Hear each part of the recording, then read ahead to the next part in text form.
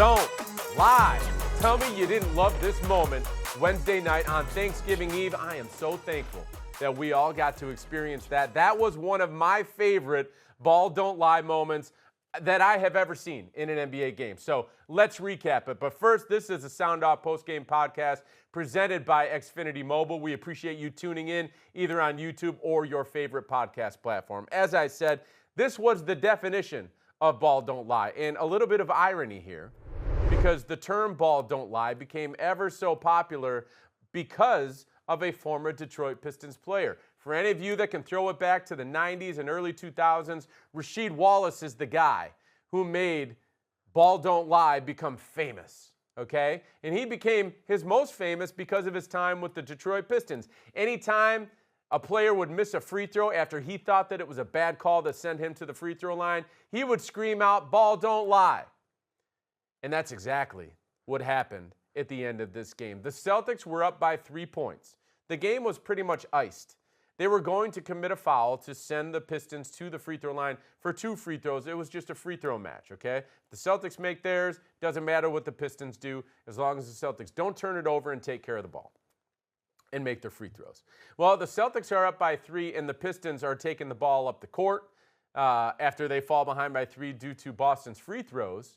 And Cade Cunningham is fouled by Josh Minott as he approaches midcourt.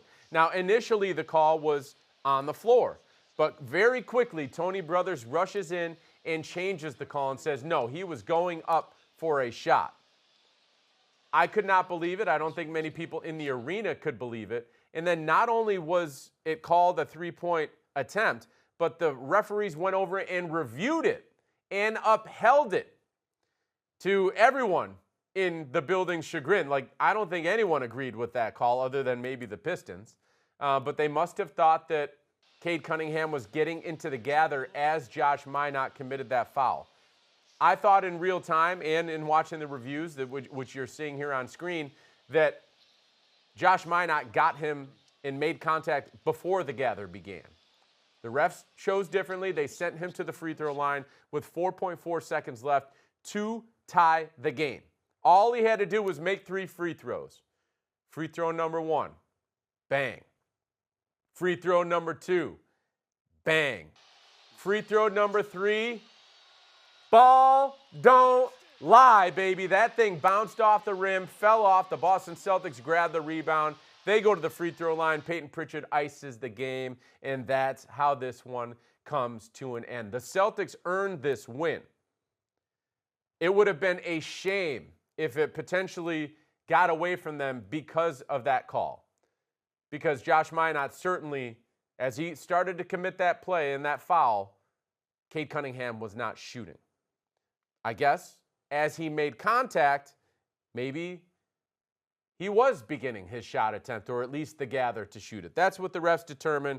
In the end, it did not matter because the Boston Celtics figured out a way to win, and Cade Cunningham could not figure out a way to win. And that was really the recipe for success during the final minute or so of the game. The Celtics were up by 1, and they first forced a miss out of Cade Cunningham, who, by the way, is playing at an all-NBA level, superstar level. Like, that guy has cracked the code and taken his game to a whole other place this season.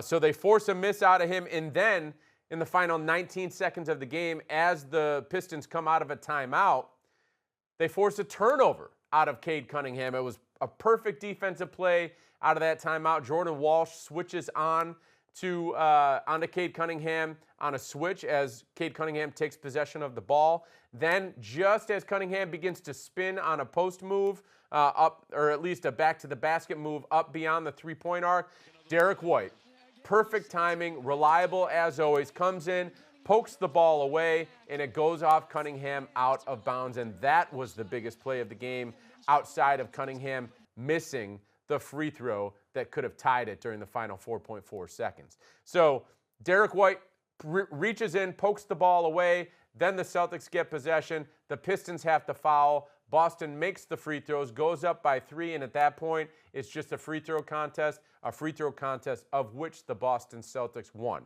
And listen, this is one of the biggest takeaways that we've got to take away from this game in particular. The Boston Celtics found a way to win. And not only did they find a way to win, but they did it against the best team in the East. Again, this is a 15-2 Detroit Pistons team coming into tonight. A 13-game win streak, the hottest team in the league. I do understand that the defending champions out in Oklahoma City are 17-1. I get that. But Detroit was 13-0 in the last month. They had not lost a game in a full month. October 27th was the last time they lost a game. Here on November 26th was the next time they lost. So the Celtics found a way to win against one of the best teams in the league, the number 2 team in the league entering this game. And not only did they find a way to win, but they found a way to win a close game. And this is something that we've seen building for the Celtics over the past month or so, after a little bit of a dicey start to the season where the Celtics were not making the plays they needed to make to win close games. Now we're starting to see it happen consistently. It's happened a couple times in the last week, a few times in the last few weeks and couple weeks. The Celtics are showing signs that they have learned how to win close games. And more importantly, as I just mentioned, not only did they do that tonight, but they did it against one of the best teams in the league, who, by the way, had already won 8 games this season by single digits. So the Pistons entered this game with 8 of their 15 wins, single-digit wins. So they had been winning close games all season long. It was the Celtics who did it to them tonight. One of the main reasons why, and when I say reasons, it is 2 with an S, Derrick White and Jaylen Brown. They took over during the fourth quarter. It was a fantastic show to watch. They combined to score 20 consecutive points for the Celtics at one moment, and that was at the most critical juncture of the game outside of those final seconds when it was a free throw match and when the Celtics had to get those stops against Cade Cunningham. Like, when the game was in the balance for about 5, 6, 7 minutes, it was Jaylen Brown and Derrick White making all of the big plays on offense that the Boston Celtics needed. As I said, combined for 20 consecutive points. And that's exactly what you want out of your 2 best players, and they are, inarguably, the 2 best players who are active for the Boston Celtics right now. We're not including Jason Tatum in the conversation. We're talking about the guys who are out there on the court right now. Derrick White and Jaylen Brown are the 2 guys, and they combined to be the 2 guys tonight. 60 combined points, and as I said, 20 consecutive points for the Celtics during the fourth quarter when the game was really hanging in the balance and it was a matter of which team was going to make the final move. They set the Celtics up to make the final move, make the critical plays during the final 20, 30 seconds of this game, and pull off the upset win to go to 10-8. And by the way, 10-8, this is the first time this season that the Boston Celtics are 2 games over 500. They are now 6-2 in their last 8 games. They are now 10-5 in their last 15 games after opening the season with 3 straight losses. This team is playing really good basketball. They are surprising a lot of people, and I've got a feeling that this is going to continue throughout the season, especially now that they are building that DNA of figuring out how to win close games together. They didn't have any of that DNA at the start of the season. Sure, there's a few guys who came back from the championship season and from last season, but this group as a whole did not have that DNA of knowing how to win close games. Tonight is just more evidence, again, and it's resounding evidence that they did it against the second best team in the league and the hottest team in the league, that they were able to do it tonight. So great signs to see out of the Celtics. And let's not forget about early on in the first quarter, the Celtics came out of the gates. They weren't playing great basketball. They were struggling. And who was the guy who steadied the ship? Baylor Scheierman. Scheierman came off the bench, scored 10 points during the first quarter, and the Celtics needed those 10 points. They were just struggling to get the ball through the basket. Detroit was getting out in transition because Boston couldn't complete their offensive possessions with buckets. And that transition game was causing cross matches defensively in transition if the Pistons weren't actually scoring in transition. So Baylor Scheierman checks in and scores 10 points, and those 10 points really steadied the ship for the Boston Celtics. It was like it calmed the whole team down. And from that point on, the Celtics played really good basketball the rest of the way. So tons of credit going out to Baylor Scheierman, who was one of the most important pieces of the team tonight during this win. He winds up playing 30-plus minutes during this game. That goes to tell you just how much Joe Mazzulla was trusting him during this contest. Finishes with 13 points, defended very well, spent a lot of time on Cade Cunningham, who was exceptional tonight outside of those final 30 or so seconds. Baylor Scheierman was one of the critical pieces to the Celtics being able to win this game. So got to give a shout out to him. Great job of coming off the bench and giving the Celtics exactly what they needed tonight. And it started from the moment he checked in. They needed scoring. They needed shot making, and he gave it to them. He also made a big three-pointer during the fourth quarter, so that was fun to watch. All right, let's dive into some comments from our fans. After this win, I sent out a post on social or on X. Make sure you guys tune in after every game so that you can reply and send in your thoughts. But I asked after the final buzzer, how did the Celtics pull this win off? We got a couple replies. The first one is from Mr. Elvis Piper, who brings up the Celtics' three-point shooting. And then lastly, we've got Team Valor Gym Leader, who has a bold statement about the C's as a whole. So let's dive into the fan comments here. I think you're wonderful. Cut your mobile bill in half and save $65 a month for your first year with Xfinity Mobile. All right, folks, as I said, Mr. Elvish Piper has a comment here saying about how the Celtics won this game, how they pulled this off. 20 for 43 from three. That's right. The Boston Celtics shot 20 of 43 from three-point range. That is 46.5%, about as good as you can ask for during a game against one of the best defensive teams in the league. I believe that the Pistons entered this contest top 5 in the league in defensive rating. Don't quote me, but feel free to go look it up. I'm pretty sure that is the case. And the Celtics come out and shoot nearly 47% from three-point range against this team. Now, we can't just talk about tonight. We got to talk about the whole season and how much three-point shooting matters to the Boston Celtics. This team came into tonight, actually, let's just say after this game, after shooting 47% from three-point range as a team. Now, Boston is shooting about 40% from long range during their 10 wins. During their 8 losses, they're shooting about 30%. So that's a 25, or actually a 33% difference between what they're doing in their losses, around 30%, and bumping that up to about 40% in their wins. It's a big difference.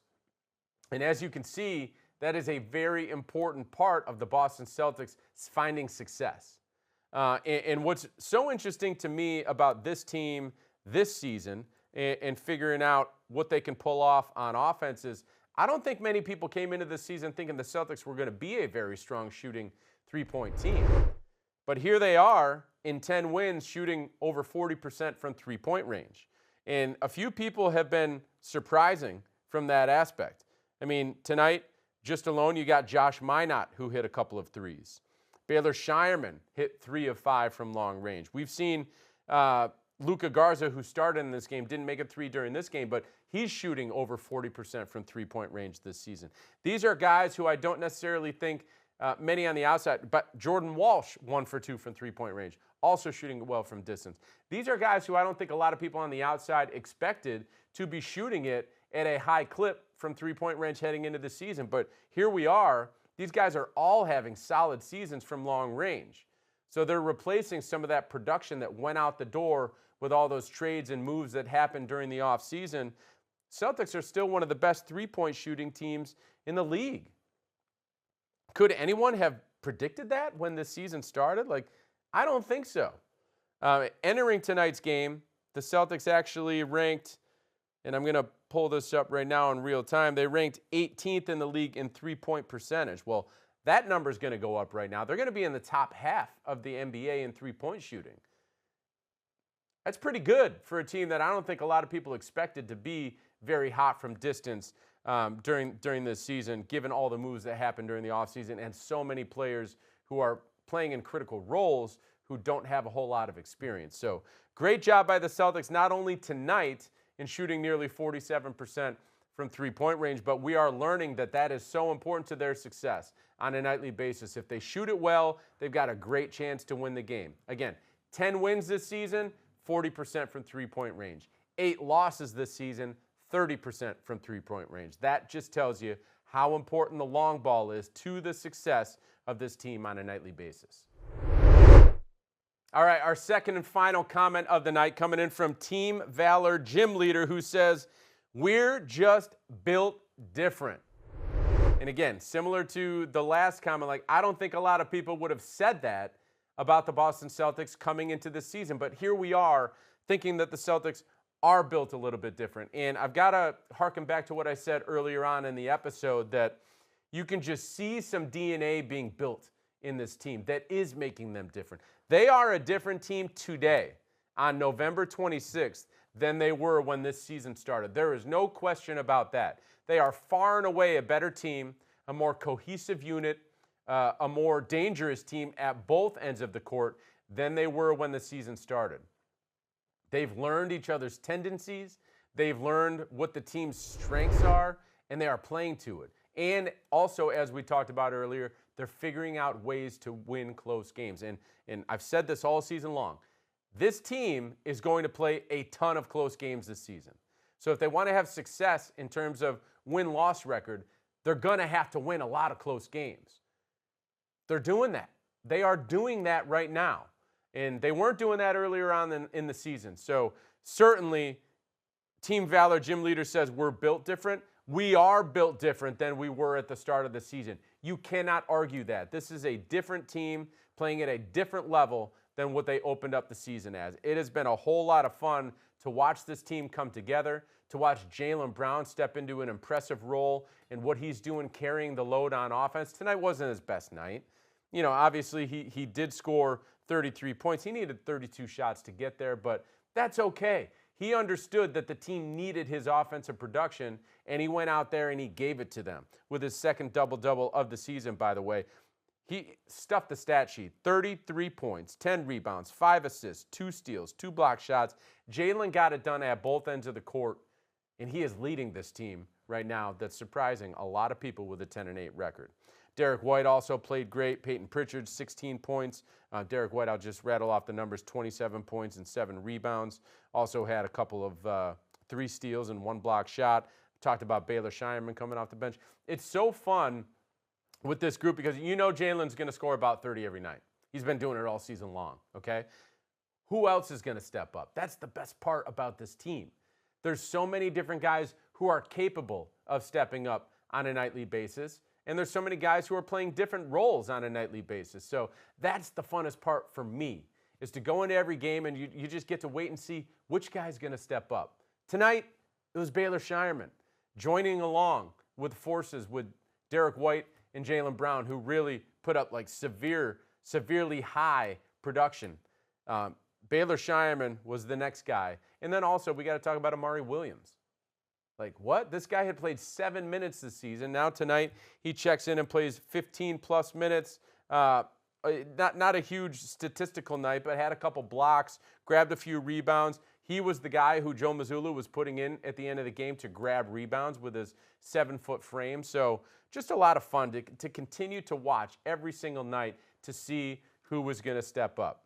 Now, we're built different? Okay, we're going to find out over the course of the next week because the Boston Celtics, they've got a heck of a schedule coming up. Saturday at Minnesota, Sunday at Cleveland, then coming back to Boston Tuesday to take on the New York Knicks. Then they go on the road to play against Washington on the 4th and back home on the second night of a back-to-back to play host to LeBron James, Luka Doncic, and the Los Angeles Lakers. So 4 of the next 5 games against really good teams. Minnesota, Cleveland, New York, and Los Angeles. We're going to find out here over the next week and a half if the Celtics really are built differently. They're showing it right now. Let's see if that DNA can continue.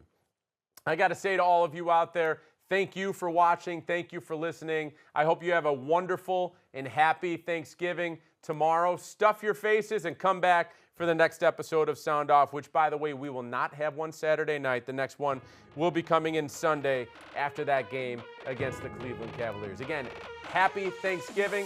Thanks for tuning in, and I'll see you again on Sunday.